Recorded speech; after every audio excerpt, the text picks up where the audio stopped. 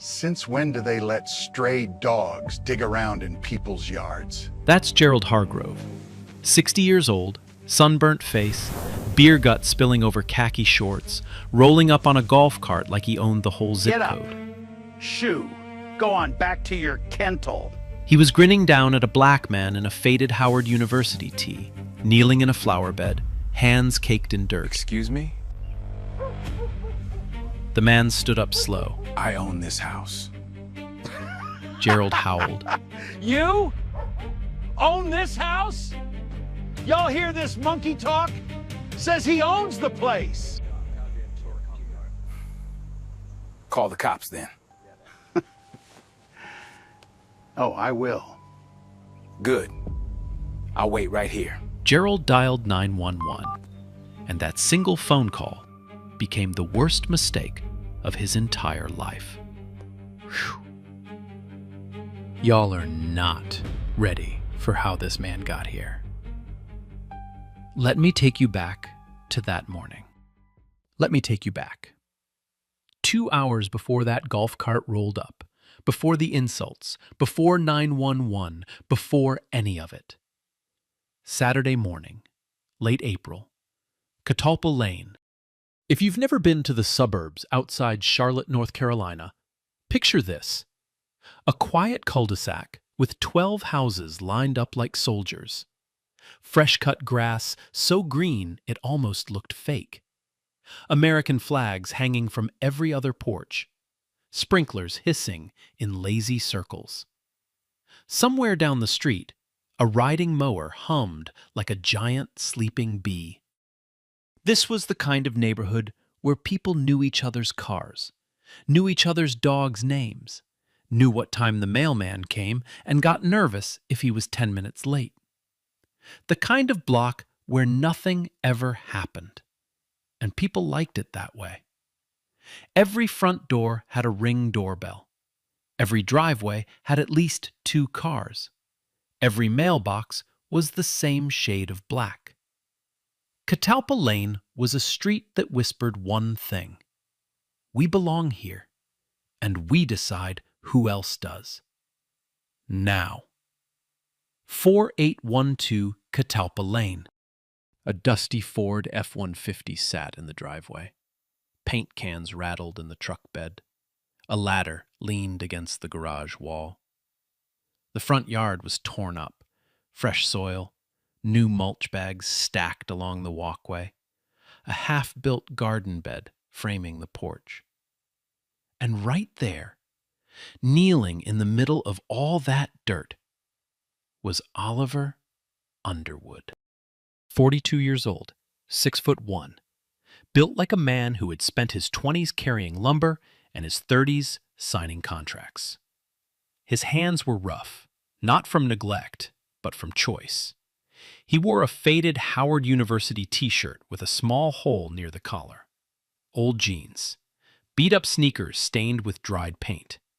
No watch, no chain, no jewelry at all. Nothing about Oliver screamed money, and that was on purpose. See, Oliver Underwood was the founder and CEO of Underwood Property Group, a real estate development company that had quietly acquired residential and commercial properties across 3 counties. Net worth? North of 8 figures. His primary residence was a 5-bedroom house on the other side of town with a pool, a home theater, and a 3-car garage.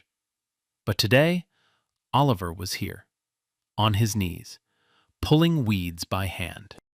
He didn't have to be. He had crews, landscapers, contractors, project managers. One phone call and a team of 6 would have been here in an hour. But Oliver didn't make that call. Because this block wasn't just business to him. Oliver grew up 3 streets over from Catalpa Lane, in a neighborhood that banks had redlined for decades. His grandmother rented a small 2-bedroom house there for 30 years, not because she wanted to rent, but because no bank would approve her mortgage. She died in that rental, never owned a square foot of anything.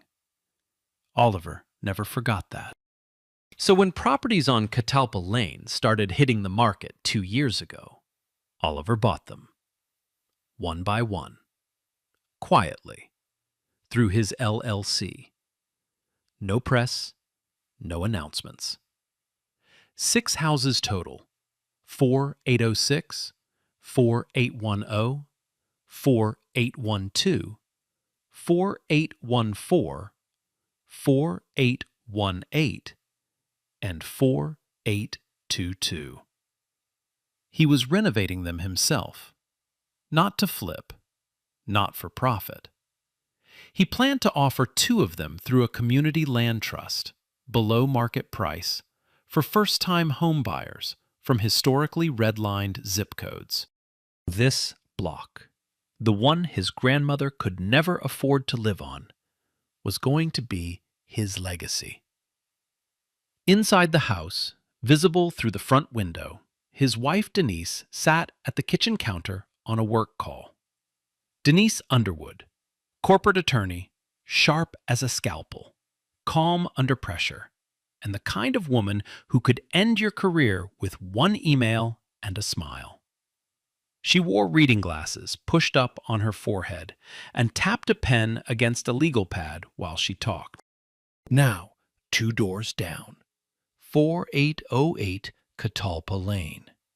Gerald Hargrove had lived there for 22 years, retired from a mid-level job at a regional insurance company, divorced once, remarried to Patty, a quiet woman who mostly stayed inside and mostly stayed out of Gerald's business.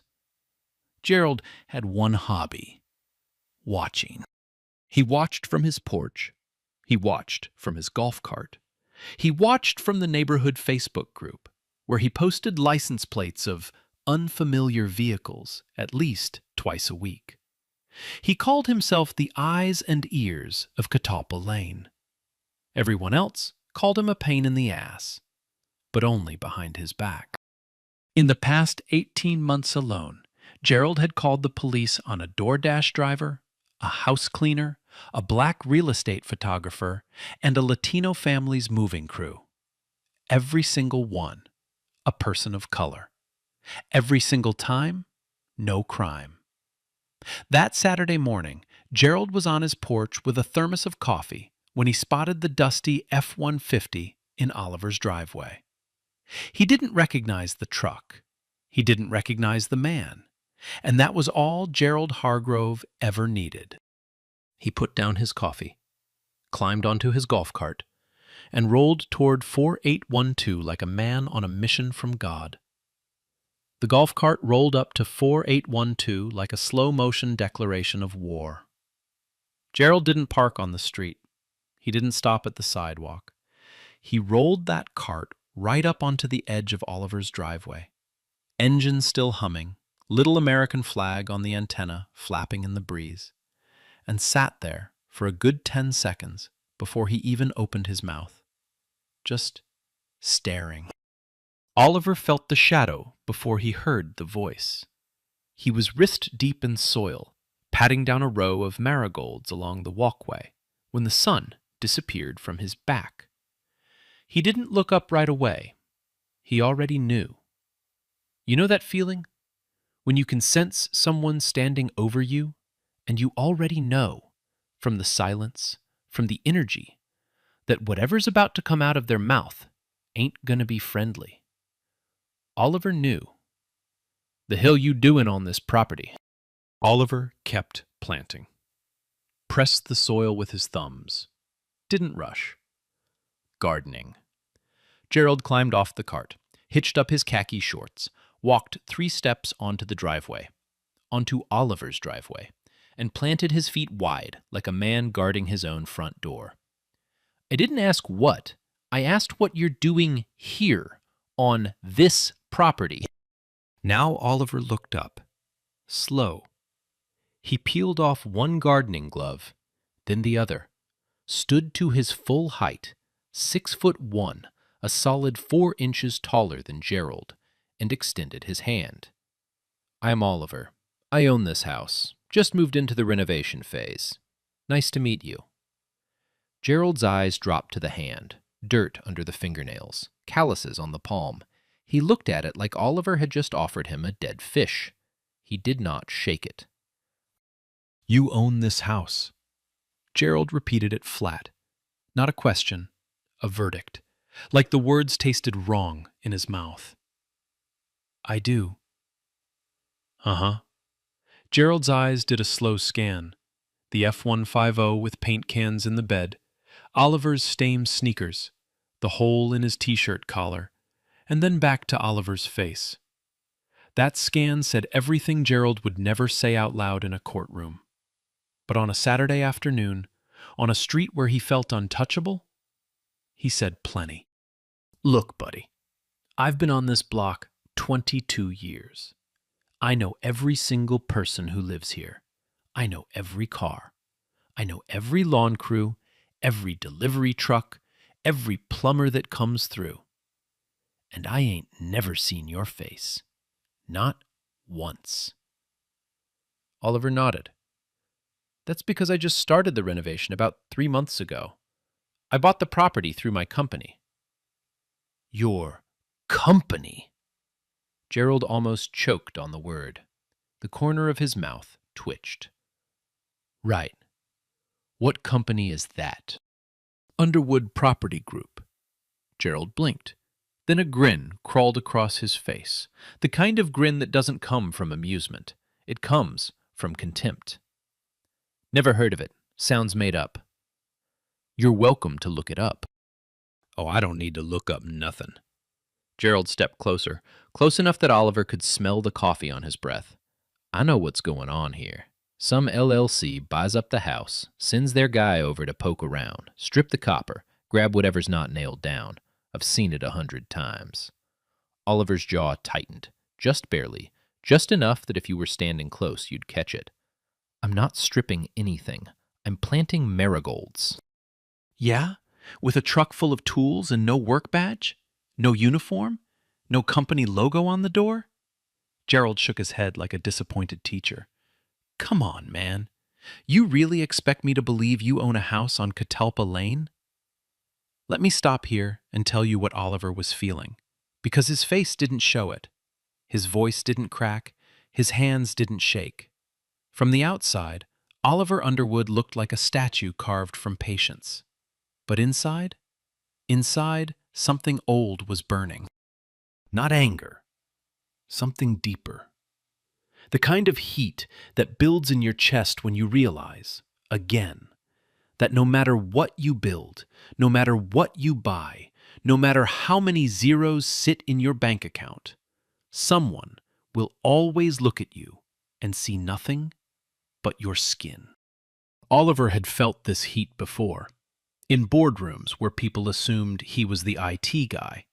In restaurants where the hostess asked if he was the valet. At his daughter's school, where a parent once asked him if he was the janitor. Every single time, the same quiet fire. And every single time, he swallowed it. Because he learned a long time ago, the moment a black man raises his voice, he becomes the threat. So Oliver didn't yell. He just looked at Gerald with steady eyes and said, "I don't need you to believe me. I know what I own." Gerald didn't like that. He didn't like the calm. He didn't like the eye contact. He didn't like that this man in paint-stained jeans, wasn't shrinking, wasn't apologizing, wasn't explaining himself fast enough. "All right, you know what?" Gerald pulled out his phone. "I'm done playing nice." "I wasn't aware you'd started." Gerald's face went red. Tomato red. He jabbed his finger toward Oliver. "You think you're smart, huh? You think you're funny? We'll see how funny you are when the cops show up." He turned his back and walked to the edge of the driveway, raised the phone to his ear, and dialed 911. Loud. Performative. Like a man putting on a show for every neighbor watching from behind their curtains. And they were watching. Oh, they were watching. Russell Whitfield, mid-50s, wire-rimmed glasses, retired teacher, stood on his porch across the street with a glass of iced tea. He saw the whole thing. The approach, the refused handshake, the accusation. He said nothing. 2 houses down, a woman peeled back her living room blinds, watched for 30 seconds, and let the curtain fall. Next door, an elderly couple sat on their porch swing. The husband leaned over to his wife and whispered something. She shook her head. They both looked away. Nobody moved. Nobody spoke up. The whole street just watched. Gerald pressed the phone to his ear. When the dispatcher answered, he spoke clear and loud enough for Oliver and every silent neighbor on Catalpa Lane to hear every word. Yes, hello. I need to report a suspicious individual on Catalpa Lane, 4812 Catalpa. He's a black male, about 6 feet, wearing a dark t-shirt. He's refusing to leave the property and claims he owns it, but that is absolutely not true. He has a truck full of tools. Could be stolen equipment, I don't know. And ma'am, I can't confirm he's not armed. I just can't say for certain. You might want to send someone quick. Oliver heard every word. Every single word. The black male lead. Race first, before height, before clothing, before anything else. The truck full of tools twisted into stolen equipment. The I can't confirm he's not armed. A lie, dressed up as a concern. Gerald knew exactly what those words meant when attached to a black man's description. He knew what they triggered. He knew what they could bring. And he said them anyway. Oliver didn't flinch. He reached into his back pocket, slowly, deliberately, and pulled out his phone. Not to call anyone, to record. He opened the camera, hit the red button, and held it at his side. Quiet. Steady. Then the front door opened. Denise stepped onto the porch, still in her reading glasses, still holding her pen, but in her other hand, her phone, already recording.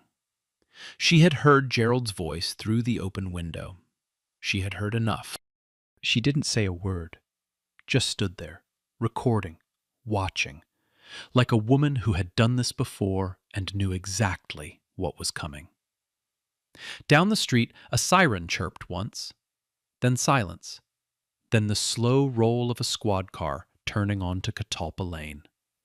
Gerald smiled. Oliver didn't. He texted one message to his attorney, Glenn Caldwell. 6 words. Catalpa, again. Bring the deeds. That word, again, is the one that should sit with you. Not help, not hurry. Again. Because this was not the first time. 3 weeks ago, Gerald had called the police on Oliver's renovation crew. 2 months before that, he'd filed an HOA complaint about unauthorized construction activity at 4812. And 4 months before that, he'd posted Oliver's license plate on the neighborhood Facebook group with the caption, "Anyone know who this belongs to? Doesn't look like he's from around here." A pattern. Not an accident. A pattern. The squad car pulled to a stop in front of 4812. 2 doors opened, and Oliver Underwood sat down on his own front step, placed his hands on his knees, and waited. Because he knew, in moments like this, a black man sitting still is a black man staying alive. 2 officers stepped out of the squad car. The first was Kyle Branson. White, mid-30s, buzz cut so tight it looked painted on. Built like a former high school linebacker who still thought about the glory days. He wore his belt heavy.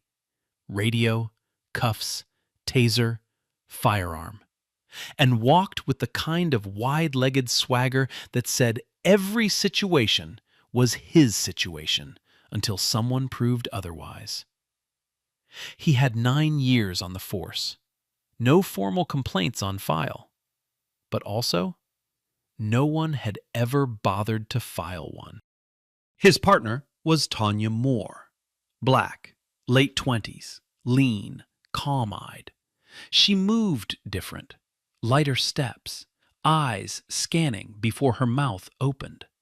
She was 2 years in, still on probation review, still aware that every shift was an audition. She carried a small notebook in her breast pocket and clicked her pen twice before she even closed the car door. Gerald was already moving. Before either officer had taken 3 steps, Gerald Hargrove was on them, like a man greeting family at Thanksgiving. Speed walking across the lawn, waving his phone, talking before they could even speak. Officers, thank God, he's right there. Been here for an hour. I told him to leave. He refused. Says he owns the place, which is a complete lie. I've been on this block 22 years, and I've never seen this man in my life.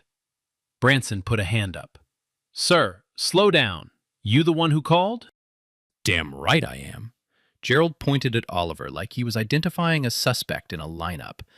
That man has no business being here, and I told the dispatcher, I don't know if he's armed or not. I couldn't tell.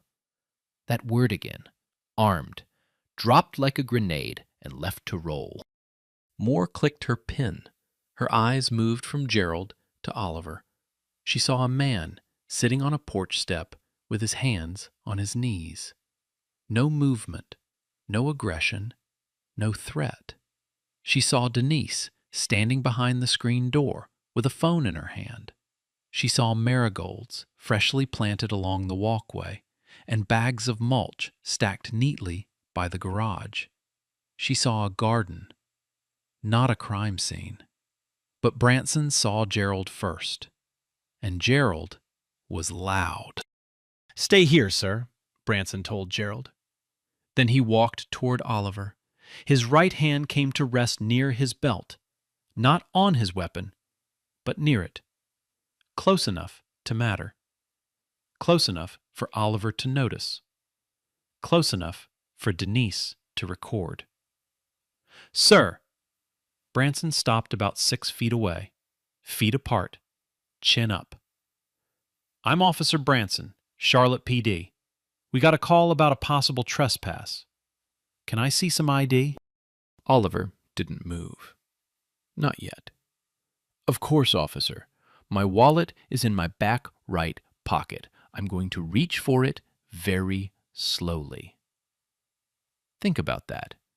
A man sitting on the front step of his own house, narrating his own movements so he doesn't get shot. Oliver reached back, slow. 2 fingers, pulled out a brown leather wallet, opened it, and held up his driver's license between his index and middle finger. Branson took it, read it, frowned. This says 1043 Pembroke Drive. That's across town. Yes, sir. That's my primary residence. This property is one of several I own through my development company. I'm in the middle of renovations. Branson looked at the license, looked at Oliver, looked at the truck. You got anything with this address on it? Utility bill? Deed? Anything? My attorney is on his way with the property documents right now. From the sidewalk, Gerald erupted. See? He doesn't even live here. I told you, that address doesn't match. Who shows up to a house that's not theirs with a truck full of tools? Branson held up a hand toward Gerald without turning. Sir, I asked you to stay back. But the damage was done. Gerald's words hung in the air like smoke. Doesn't live here. Doesn't match. Truck full of tools. Branson turned back to Oliver. You said attorney. How long? 15, 20 minutes? I can't just stand here for 20 minutes on a trespass call without some kind of verification. Branson shifted his weight. Tell you what, you mind if I take a quick look inside? Just a walkthrough. Verify you've got access, tools match the renovation, that sort of thing. 2 minutes. Oliver didn't blink. No. No? No. You don't have a warrant. You don't have probable cause. And I'm not giving consent to a search of my own property. Branson's jaw tightened. He wasn't used to no, especially not a calm no, especially not a no that came with legal vocabulary. Gerald, from the sidewalk, if he's got nothing to hide, why won't he let you look? That tells you everything right there. Moore stepped forward, just slightly, just enough to enter Branson's peripheral vision. She spoke quietly, almost under her breath. Kyle, maybe we should wait for the documents. Branson didn't respond. Not to her. Instead, he unclipped his radio and keyed the mic. Dispatch, this is Unit 214. I'm at 4812 Catalpa Lane on a trespass call. Subject is uncooperative, requesting a plate run on a Ford F150. He read off Oliver's license plate. Also requesting backup. Situation is unclear. Uncooperative. Let that word breathe for a second. Oliver was sitting down, hands visible, voice even. He provided his ID. He explained his presence. He told the officer his attorney was en route.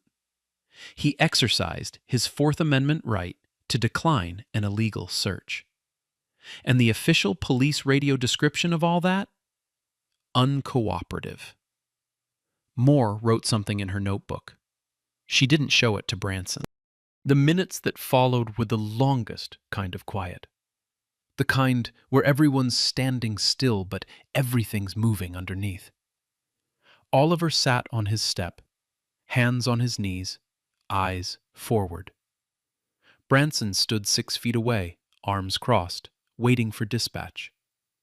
Gerald paced the sidewalk like a dog on a chain, back and forth,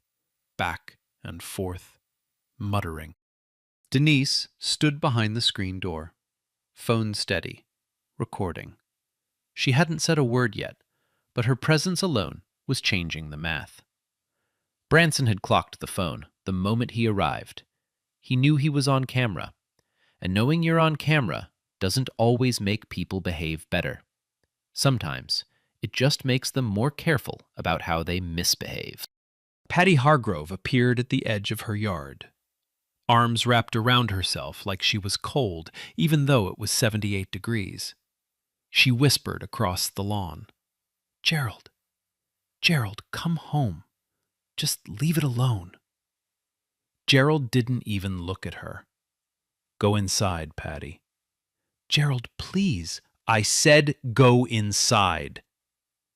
Patty flinched, stepped back, went inside. The screen door clapped shut behind her. And then Gerald turned back toward Oliver's property. He wasn't talking to Branson anymore. He wasn't talking to Moore. He was talking to Oliver, and to every neighbor pretending not to listen. "This is what happens." His voice carried across the cul-de-sac like a man giving a sermon. "This is exactly what happens when you let just anyone into a neighborhood. First it's one house, then it's two. Then property values drop. Then crime goes up. Then, suddenly, you don't recognize your own street anymore." Oliver looked at him, steady. "Anyone?" "You know what I mean. Say it." Gerald's face tightened. His eyes darted left, right, checking who was listening. Then he puffed up his chest, and he said it. "People like you, okay? I said it. People like you. You don't build neighborhoods, you ruin them. That's just a fact. And everyone on this street knows it. They're just too scared to say it out loud." The street went dead silent. Russell Whitfield set down his iced tea. His hand was shaking. The elderly couple on the porch swing stopped swinging. Moore closed her eyes for half a second, opened them, wrote in her notebook again. Denise pushed the screen door open and stepped onto the porch, Her phone was raised at eye level now. No more hiding behind the door. "That camera right there," she said, pointing to the Ring doorbell above the front door, "has been recording audio and video since 6 o'clock this morning, and my phone has been rolling since you opened your mouth. I'm also an attorney, so please, keep going." Gerald's mouth opened, then closed, then opened again. But whatever was about to come out, it died somewhere between his brain and his tongue. For the first time all morning, Gerald Hargrove had nothing to say. But it was already too late. Every word was on tape. Every slur, every accusation, every "people like you." All of it. Stored on a Ring server and 2 phone cameras, time-stamped, geotagged, and ready for whatever came next. Somewhere down the street, a second squad car turned onto Catalpa Lane. Backup had arrived. But so had someone else. A black sedan pulled around the corner. Quiet, clean, tinted windows. It slowed to a stop behind the second squad car, and the driver's door opened. A man in a Saturday polo and pressed khakis stepped out. Gray hair, reading glasses hanging from a cord around his neck, leather folder under his arm. Glenn Caldwell, Oliver's attorney, right on time. Gerald saw the sedan, saw the polo, saw the gray hair, and he smiled. Because in Gerald's world, a well-dressed older white man showing up could only mean one thing: reinforcements. He had no idea what was in that folder. Nah, hell no. Imagine you're standing on your lawn, your property, dirt on your hands, and some dude rolls up calling you an animal. Then the cops show up and treat you like the criminal. You telling me you'd keep calm? 'Cause I honestly don't know if I could. Glenn Caldwell walked like a man who had done this before. No rush, no panic. Just smooth, steady steps across the asphalt, leather folder tucked under his arm, reading glasses swinging gently from the cord around his neck. He looked like someone's golf buddy, someone's country club neighbor, the kind of man Gerald Hargrove would wave to from his porch without a second thought. And that's exactly why Gerald smiled when he saw him. Gerald stepped forward, hand already half extended. "Sir, finally! Are you with the department? HOA board? Because I've been trying to tell these officers." Glenn walked right past him. Didn't slow down, didn't glance. Walked past Gerald like he was a mailbox.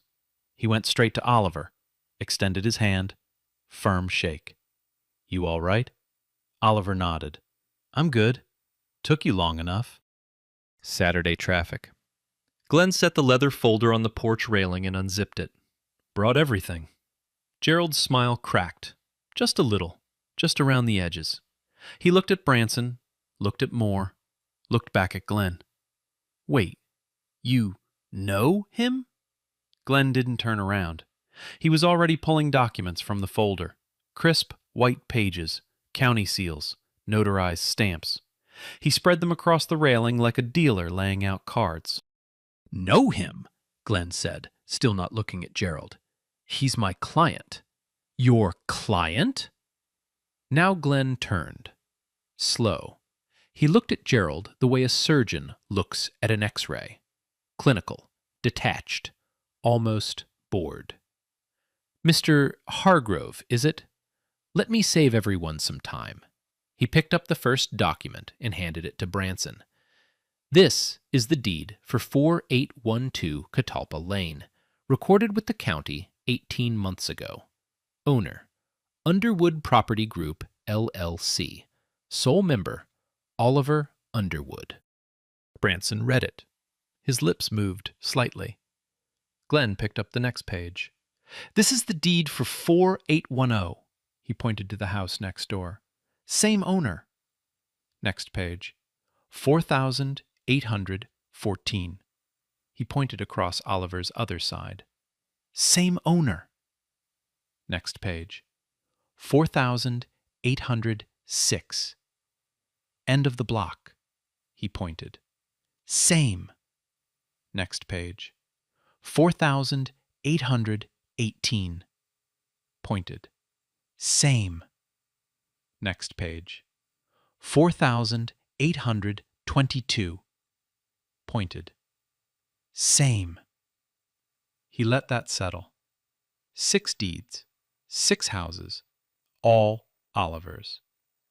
Then Glenn looked at Gerald, and for the first time, he spoke directly to him. In fact, Mr. Hargrove, your house at 4808 is the only property on this block that my client does not own. A pause, just long enough to twist the knife. So if anyone is a guest on this street, I'd say it's you. Gerald's face went white. Not red, white. The blood just left. His mouth opened, but nothing came out. His hand, still half raised from the handshake Gerald never got, dropped to his side like a dead thing. Branson looked at the documents, looked at Oliver, looked at Gerald, then back at the documents. Moore stood behind him, arms folded, and for just a half second, just a flash, the corner of her mouth twitched. But Glenn wasn't finished. He reached into the folder one more time and pulled out a single sheet of paper, different from the rest, not a deed, a letter. Officer Branson, one more item for your awareness. He held it up. This is a cease and desist letter our office prepared and sent to Gerald Hargrove 3 weeks ago, after he called the police on Mr. Underwood's licensed renovation crew working at this same address. That crew had permits, had badges, had a company truck with the logo on the door. Mr. Hargrove called 911 on them anyway. Gerald sputtered. That was different. It wasn't different. Glenn's voice didn't rise, didn't need to. It was the same thing, same caller, same property, same accusation. Different day. He tucked the letter back into the folder. This is a pattern, officer, not a misunderstanding. Silence. The kind of silence that has weight, the kind you can feel pressing on your chest. Oliver stood up from the porch step. Slowly. He didn't look at Branson, didn't look at Glenn. He looked at Gerald. And when he spoke, his voice was low, controlled, not angry, something past anger, something that had been carrying this weight for a very long time. I grew up 3 streets from here, Gerald, in a house my grandmother rented for 30 years because no bank in this city would approve her mortgage. She raised 4 kids in that house, worked 2 jobs, paid rent on time every single month for 3 decades. And she died in that rental, never owned a square foot of anything. He took one step closer. I bought this block because of her. Not to flip, not for profit. Because I wanted to build something in the place that told my family we didn't belong. His voice didn't waver. And I didn't do it in spite of people like you. I did it because I refuse to let people like you decide who belongs and who doesn't. Gerald stared at him.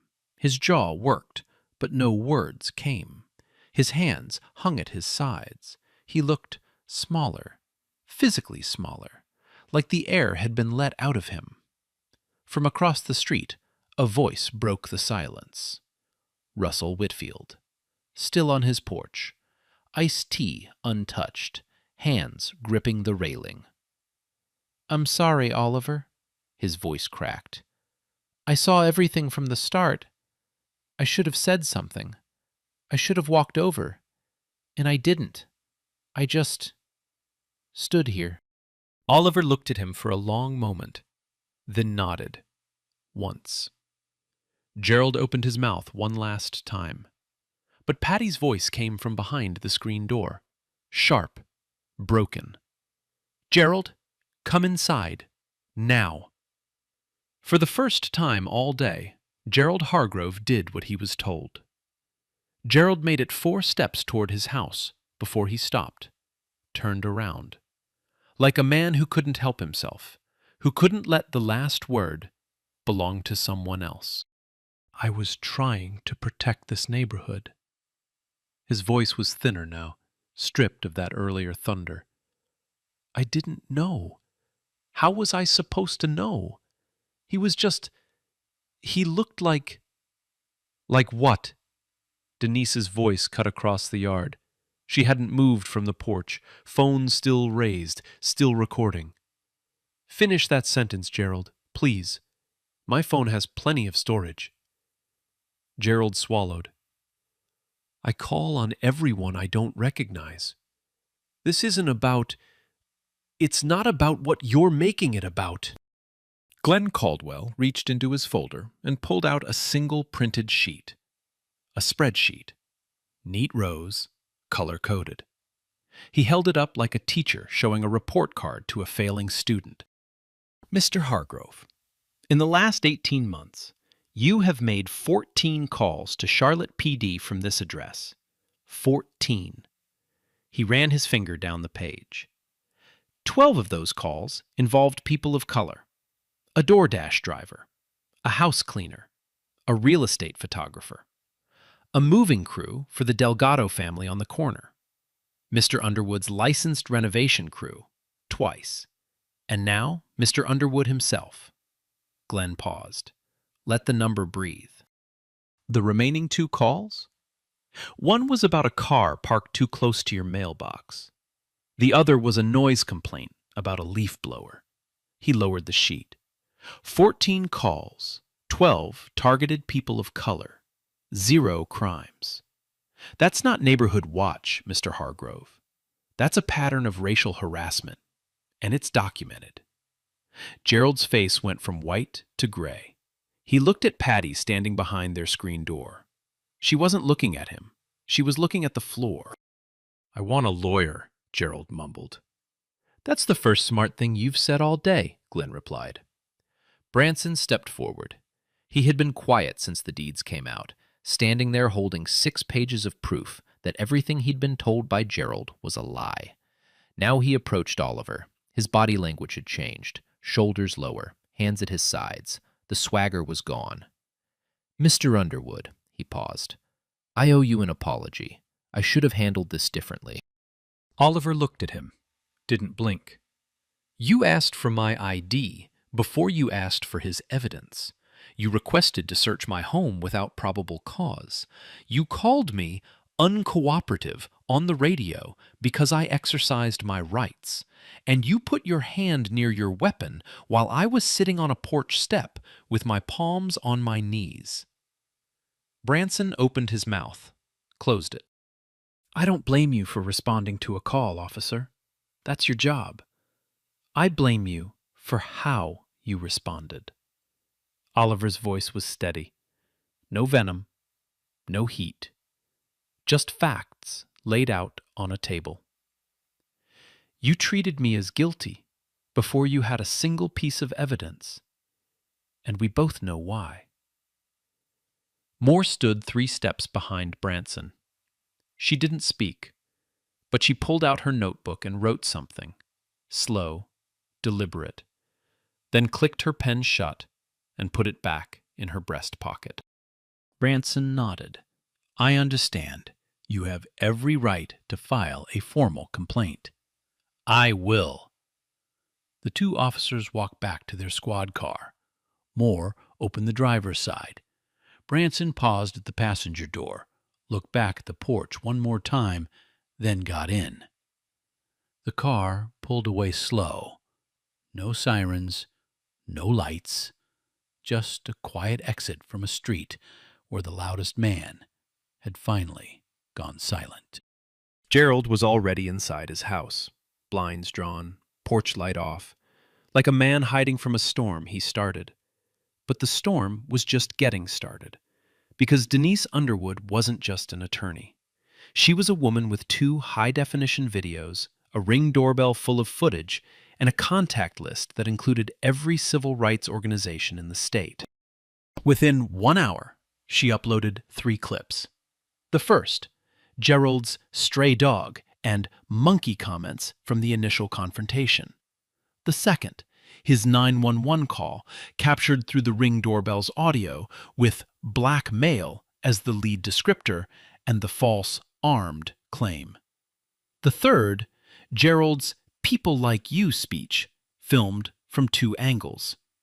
She posted them with one caption: "My husband was gardening, on his own property, on his own block. This is what happened." By Saturday evening, the first video had 200,000 views. By Sunday morning, 1.2 million. By Sunday night, the hashtags were everywhere. Hashtag Catalog Lane Karen. Hashtag He Owns the Block. Hashtag Gerald Hargrove. Local news picked it up at 6 a.m. Monday, national outlets by noon. And Gerald Hargrove, the man who had spent 22 years watching his street, was now being watched by the entire country. Monday morning hit Gerald Hargrove like a freight train. He woke up to 43 missed calls, 17 voicemails, a Facebook inbox so full it crashed his app, and a local news van parked across the street from his house, camera pointed directly at his front door. He peeked through the blinds, then closed them, then peeked again. The van was still there.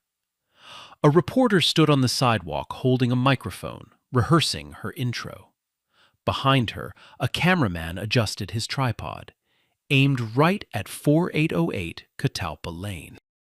Gerald called Patty's name. No answer. Her car was gone. Her side of the closet was half empty. A note on the kitchen counter read, "Staying at my sister's. Don't call." He was alone, and outside, the world was just getting started. At Charlotte Police Department headquarters, the Internal Affairs Division opened a formal review before lunch. The target wasn't Gerald. That was a civilian matter. The target was Officer Kyle Branson. The review focused on 3 specific points. First, Branson's request to search Oliver's home without a warrant, without probable cause, and without consent. Second, his radio transmission describing Oliver as uncooperative, when the body camera footage showed a man who was calm, cooperative, and legally exercising his rights. Third, Branson's physical posture during the encounter, specifically his hand placement near his weapon while engaging with a seated, non-threatening individual. Officer Moore's notebook became a key piece of internal evidence. She had documented the interaction in real time. Timestamps, direct quotes, her own recommendation to wait for documentation. All of it written in neat block letters while standing 6 feet from her partner. Moore didn't volunteer the notebook. Internal Affairs asked for it. She handed it over without hesitation. Separately, the city's Office of Civil Rights opened its own file. Not on the police, on Gerald Hargrove. Glenn Caldwell had submitted the spreadsheet of Gerald's 14 911 calls, along with a formal request for investigation under the city's ordinance against racially motivated abuse of emergency services. That ordinance had been on the books for 2 years. It had never been used. Gerald Hargrove was about to become its first test case. By Tuesday, the media firestorm had jumped from local to national. CNN ran the Ring doorbell footage during prime time. The clip of Gerald saying, "Y'all hear this monkey talk?" played on a loop, with subtitles in case anyone missed it. A legal analyst broke down the false armed claim on the 911 call. explaining how that single word, armed, could have escalated the police response from a welfare check to a tactical approach, could have turned a Saturday afternoon into a funeral. Fox affiliate stations ran Gerald's name. His address was public record, his voter registration, his old employer, a regional insurance company called Piedmont Mutual, started getting calls. Not threats, just questions. Is this the man who worked for you? Do you condone this behavior? Piedmont Mutual issued a statement by Wednesday. 4 sentences. Gerald Hargrove retired from our company in 2021. His actions do not reflect our values. We have no current affiliation with Mr. Hargrove. We stand against discrimination in all forms. Corporate damage control. Clean, quick, cold. But the wave that truly broke Gerald came from his own neighbors. One by one, the residents of Catalpa Lane and the surrounding streets started posting their own stories. Not on the news, on social media, in comment sections, in quote tweets of Denise's original video. The Delgado family, 2 houses from the corner, posted a photo of their housewarming party from the previous summer. Caption: Gerald Hargrove called the police on this barbecue. We were playing music at 4 p.m. on a Saturday. The responding officer told us there was no violation and left. Gerald stood on his porch and watched us for the rest of the night.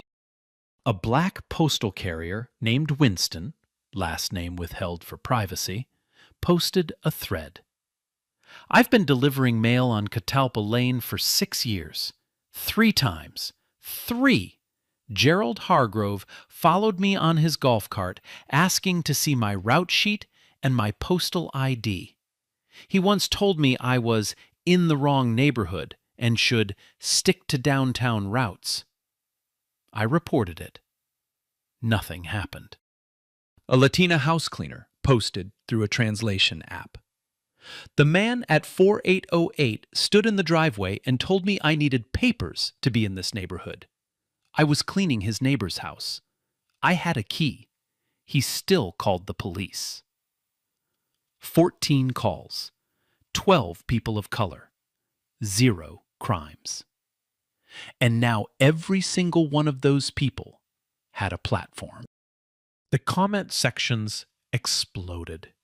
Not just with outrage, with recognition. Thousands of people sharing their own Gerald Hargrove stories, their own sidewalk interrogations, their own 911 calls for the crime of existing while black or brown in a neighborhood someone else decided they didn't belong in. Oliver gave one interview.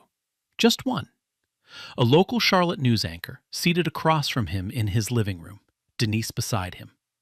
He wore a navy blazer over a white shirt, no tie, hands folded in his lap. The anchor asked him how he felt. Oliver took a breath. I didn't buy that block to prove anything to Gerald Hargrove. I bought it because my grandmother couldn't. And I want to make sure the next generation doesn't have to fight for the right to pull weeds in their own yard. That clip, 12 seconds, was shared 400,000 times in 48 hours. The legal machinery moved fast after that. Glenn Caldwell filed a civil lawsuit against Gerald Hargrove on Oliver's behalf. 3 counts: harassment, defamation, and filing false police reports. The suit sought financial damages, a permanent restraining order, and a public acknowledgement of wrongdoing. The city followed with criminal charges. 1 count of misdemeanor abuse of the 911 system under the racially motivated false report statute. Prosecutor's office called it a clear and documented pattern of weaponizing emergency services against people of color. Gerald's attorney, a court-appointed public defender, because Gerald's savings were already bleeding from the media fallout, negotiated a plea deal. Gerald pleaded guilty to 1 count of filing a false report. The sentence? 12 months probation, 200 hours of community service, assigned specifically to a community housing nonprofit called Cornerstone Development Alliance. The irony? That nonprofit received annual funding from Underwood Property Group. Gerald would be doing community service for an organization bankrolled by the man he called a stray dog. He was also required to complete a court-mandated racial bias education program. 16 weeks, every Saturday, in a classroom full of strangers, learning the same lesson Gerald had refused to learn on his own. Officer Branson received a formal written reprimand, mandatory retraining in de-escalation tactics and implicit bias, 40 hours completed before returning to patrol. He was reassigned to desk duty for 90 days. It wasn't termination. It wasn't criminal charges. But for a man who wore his badge like a crown, desk duty felt like exile. Councilwoman Lorraine Davis held a press conference on the steps of City Hall. Cameras everywhere. She stood at a podium with Oliver's case file projected on a screen behind her. What happened on Catalpa Lane is not an isolated incident, she said. It is a symptom of a system that allows private citizens to weaponize public resources against their neighbors based on nothing more than the color of their skin. This office is introducing a resolution to mandate tracking and public reporting of all racially motivated 911 calls in this city, and to impose escalating penalties for repeat offenders. The resolution passed the following month, unanimously. They called it the Catalpa Lane Resolution. 6 months later, Catalpa Lane looked different. Not the lawns, not the houses, not the mailboxes. Those were the same. What changed was the feeling. The way people stood on their porches, not watching, but waving. Not guarding, but greeting. Oliver finished the renovations on all 6 properties. New roofs, new kitchens, fresh paint, landscaped yards. 2 of the homes went through his community land trust, below market rates for first-time homebuyers from historically red-line neighborhoods. A young black couple, both teachers, moved into 4814. A single Latina mother and her 2 kids moved into 4806. Oliver handed them the keys himself. No cameras, no press, just a handshake and a welcome mat. Oliver still showed up on Saturdays, still wore the Howard tee, still pulled weeds by hand. But now, when he knelt in that garden bed, neighbors walked over with coffee, with their kids running across the lawn. He spoke at the National Housing Equity Summit that fall. One line made every headline. Ownership is not just a financial act. It's an act of defiance. Every deed I hold is a door my grandmother was never allowed to open. Denise launched a pro bono legal clinic. Free consultations for anyone targeted by racially motivated false reports. The waitlist was 3 months long within a week. Russell Whitfield, the silent neighbor, became the most vocal ally on the block. He organized the first Catalpa Lane block party, stood up with a plastic cup of lemonade and said, "I was a coward that day. I saw everything and did nothing. I don't ever want to be that man again." Nobody clapped.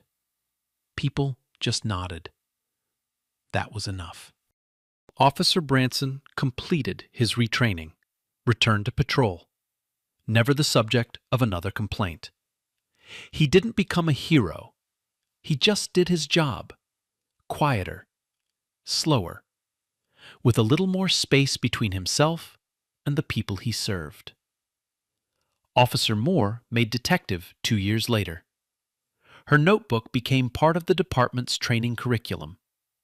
New recruits studied it as an example of real-time documentation and professional integrity. And Gerald? He completed his probation, his community service, his 16-week racial bias program. Never spoke publicly, never apologized. He sold 4,808, 4 months after sentencing. Moved to a different county, left no forwarding address. The house at 4808, Gerald's Watchtower for 22 years, was purchased through Oliver's land trust. The buyers were a young black couple expecting their first child. They planted marigolds out front. Justice didn't fall from the sky on Catalpa Lane. It started with a man who knew his rights, a woman who hit record, and an attorney who brought the paperwork. It started with the decision not to shrink. Silence is comfortable. Speaking up is not. But every time someone stays quiet while a Gerald Hargrove runs his mouth, that silence becomes permission. Man, just imagine that's you. Your yard, your dirt, your sweat. And some dude looks you dead in the face and says, "Get out." How would you feel? Drop your answer in the comments. Like and share if this hit different. Subscribe. We do this every week. Peace.